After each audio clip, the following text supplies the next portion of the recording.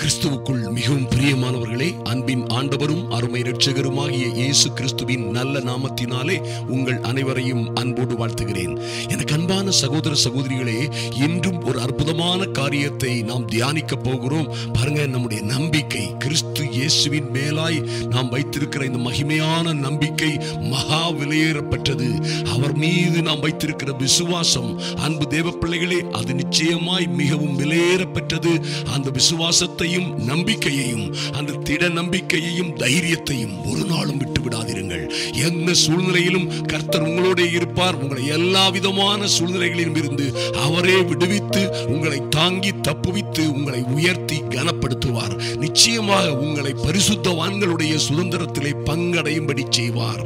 எபேசியர் 1:18 இப்படியாக சொல்லப்பட்டிருக்கிறது, தாம் நம்மை அழைத்ததினாலே, அதாவது கர்த்தர் நம்மை அழைத்ததினாலே நமக்கு உண்டாயிருக்கிற நம்பிக்கை இன்னதென்றும், பரிசுத்தவான்களிடத்தில் தமக்கு உண்டாயிருக்கிற சுதந்திரத்தினுடைய மகிமையின் ஐஸ்வர்யம் இன்னதென்றும் கர்த்தர் உங்களுக்கு வெளிப்படுத்துவார்.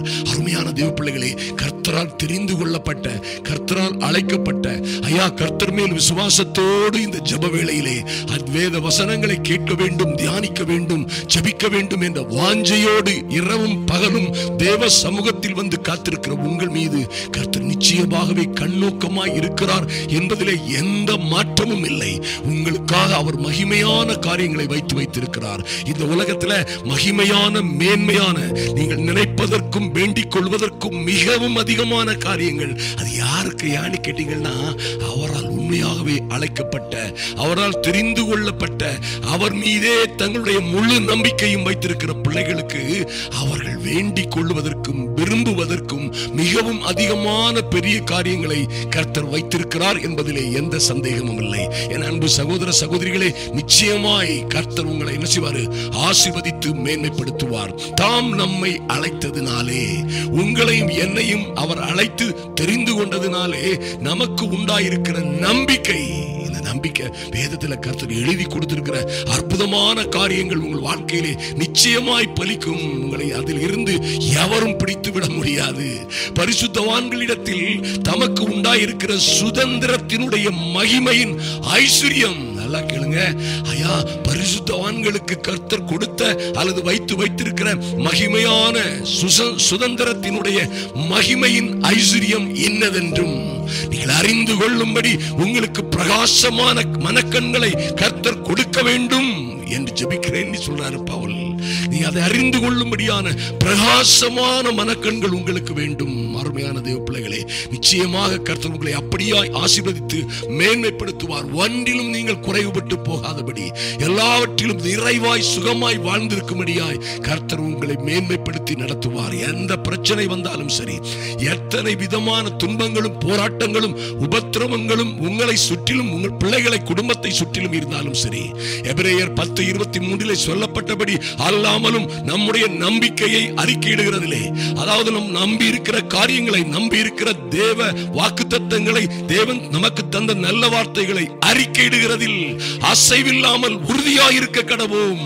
வாக்குத்தத்தம் பண்ணினவர் உண்மை உள்ளவராயிருக்கிறாரே. இம்மையிலும் மறுமையிலும் உங்களை ஆசீர்வதிக்கிறவர், முடிவு பரியந்தம் உங்களை கைவிடாதபடி காக்கிறவர். எந்த சூழ்நிலையிலும் இந்த உலகத்தில் யார் உங்களை கைவிட்டாலும், இஸ்ரவேலின் நம்பிக்கையாய் இருக்கிற, ஆபத்து காலத்தின் அதன் இரட்சகராய் இருக்கிற கர்த்தர் உங்களை ஒரு நாளும் கைவிட மாட்டார். நிச்சயமாய் அந்த நம்பிக்கை அறிக்கையிடுகிறதிலே உறுதியாயிருங்கள்.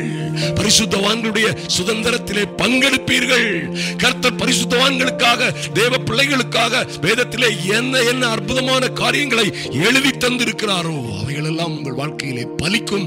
நிச்சயமாய் நீங்கள் உங்கள் பிள்ளைகளுமாய் வாழ்ந்து சிறந்திருப்பீர்கள். கர்த்தருடைய நாமத்தினாலே உங்களை வாழ்த்துகிறேன். நாம் செபிப்போம். எங்கள் அன்பின் பரலோக பிதாவே, நன்றியோடு நோக்கி பார்க்கிறோம் சுவாமி. அந்த ஜெப வேளையிலே வந்திருக்கிற வேத தியானத்தை கருத்தாய் கடைபிடிக்கிற ஒவ்வொருவர் மீதும் உம்முடைய பூரண கிருபை உண்டாயிருப்பதற்காக நன்றி செலுத்துகிறோம் ராஜா.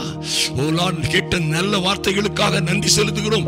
பரிசுத்தவான்களுடைய மேன்மையான மகிமையான சுதந்திரங்களிலே கர்த்தாவே, நீங்க கொடுத்த அற்புதமான வாக்குத்தத்தங்கள் உம்முடைய பிள்ளைகளுக்கென்று, உம்மை பின்பற்றுகிற உம்முடைய பரிசுத்தவான்களுக்கென்று தேவனாகிய கர்த்தர் கர்த்தர் வைத்திருக்கிற பரலோகத்திலும் பூலோகத்திலும் வைத்திருக்கிற சகல மேன்மைகளையும் மகிமைகளையும் உம்முடைய பிள்ளைகள் பெற்றுக்கொள்ளும்படியாய் என் தேவனாகி கர்த்தர்களை தொடர்ந்து நடத்தும்படியாய் ஜெபிக்கிறோம் சுவாமி. நன்றி செலுத்துகிறோம் ராஜா.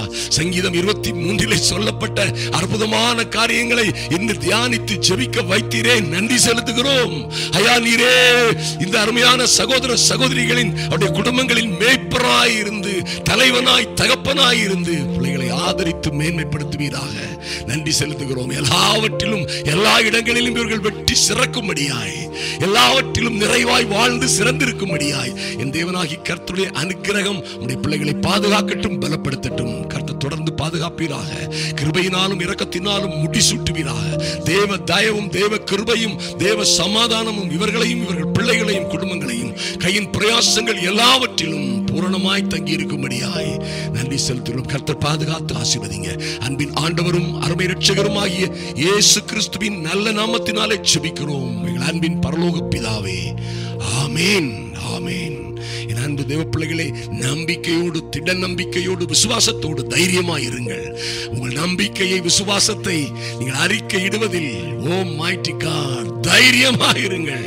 அசைஞ்சு கொடுக்காதுங்க. கர்த்தர் உங்களை நிச்சயமாய் ஆசீர்வதித்து மேன்மைப்படுத்துவார்.